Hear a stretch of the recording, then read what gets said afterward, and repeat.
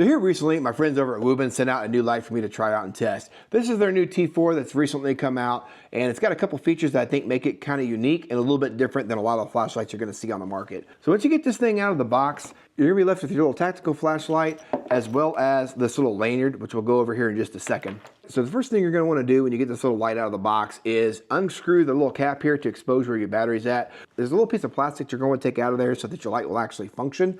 Once you get that piece of plastic out of there, your light should turn on. And what I would go ahead and recommend doing is go ahead and stick that light on the charger and let it go ahead and fully charge. And then it should be off and going, and this little light should give you hours of use. So every light manufacturer's got their own way of doing things. And what I thought was kind of unique about this light that most of the lights don't do, they've implemented this little slide switch here on the top where you can essentially put this in 3 different positions. And that's either going to lock the light out to where you can't use it. It's going to give you the duty light mode, which is like your steady on flashlight mode. And then you've also got a tack setting, which you can use for like strobe light. A lot of your lights will actually have it where you hold down the power button for a period of time and that locks out your switch so you can't use it. And that works just fine, but I feel like this here is a little bit easier for me to look at the light and know exactly what I've got. So first off, like I said, you've got that in the lock position, and you'll see when I push the button, nothing happens. If I take that, I pull up slightly and I slide that one place over. Now I've got it in the duty setting. So you're gonna have your momentary light, as well as if you depress it all the way, that's where you're gonna have your light on. Now this light defaults to the max brightness every single time when you turn the light on.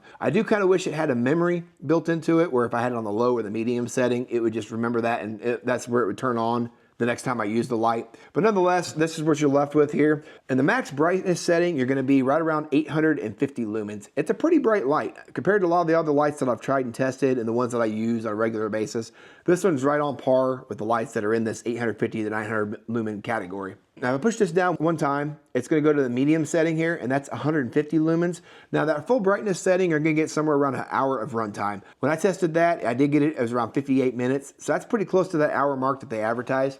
And this medium setting though, you're supposed to be able to get around 2.5 hours. Now the lowest setting here is gonna be like a moonlight or like a night mode, and that's just basically 5 lumens. They advertise that as being able to run for up to 70 hours on this lowest light setting. So if you really need to conserve the battery and you just need a little bit of light output, that might be something to consider in this low light mode. Now the next setting here is at tack mode, so I'll go ahead and slide this switch over one more position. And you'll see here, momentary press, you're gonna get just that tack light. But when you go to the full press, you're gonna get that strobe light feature there.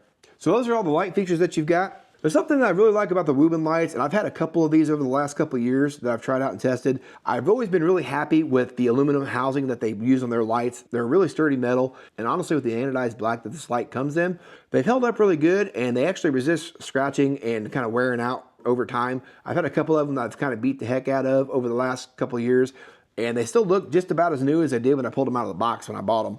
So this particular light does come with this little clip like you see here. It does slide off, and what I like about that is it's actually pretty difficult to get that off of there. So you don't have to worry about that clip kind of falling off there by accident and losing your light, or your clip for that matter. And then when it comes to charging the light, took me a second to figure that out, but just based on experience from other lights, you can just unscrew this collar right here at the top. It's got an O-ring at the top here as well as down here at the bottom that houses the battery. And that's because this light is IP68 rated, so it has a level of water resistance to it. But when you get that thing all the way unscrewed like so, that's gonna drop down, and you'll see that you've got your USB-C port here. There's a little LED light there to indicate whether it's charging or fully charged. So basically it'll be a red light if it's charging, and it'll be a blue light once the light's fully charged. I told you I'd talk about this lanyard too as well. Now this lanyard here is kind of cool and unique. I've never seen this style before, and what's neat about it is when you take this little housing off here, this lanyard doubles as a charging cable. So basically you've got your USB-C on this end, and then believe it or not, this is a USB-A connection. This kind of had me scratching my head for a second when I first looked at this,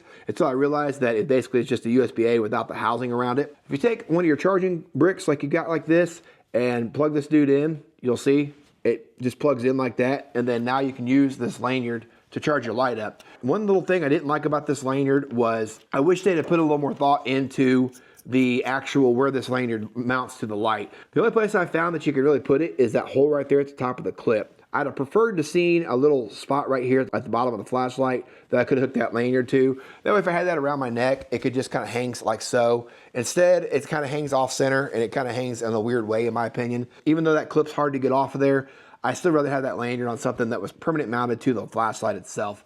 But that's kind of a simple oversight. So take a look at that and see what you think about it. For me, it's not a deal breaker because I don't really use the lanyards anyways. Most of the time it just lives in my pocket on the outside of my bag, like if I strap it to my molly strap, or I'll put it in that front pouch. It kind of lives in a pocket there. Just really kind of depends on the situation and where I'm at that day. But overall, I'm pretty impressed with this little light. I've been using it the last couple nights here just on the farm, doing my night checks. When I go out after dark to make sure all my cattle and everybody are good. I've been taking this light with me the last couple nights. But in all honesty, I've been more than impressed with the WUBEN products over the last couple years anyways. So I really don't have any doubt that this light's not going to do the same thing. Other than that, that's all I've got for you on this little video, guys. Hopefully that's somewhat helpful in making a decision as to whether this little light might be the right pick for you. Appreciate you watching. We'll catch you on the next one.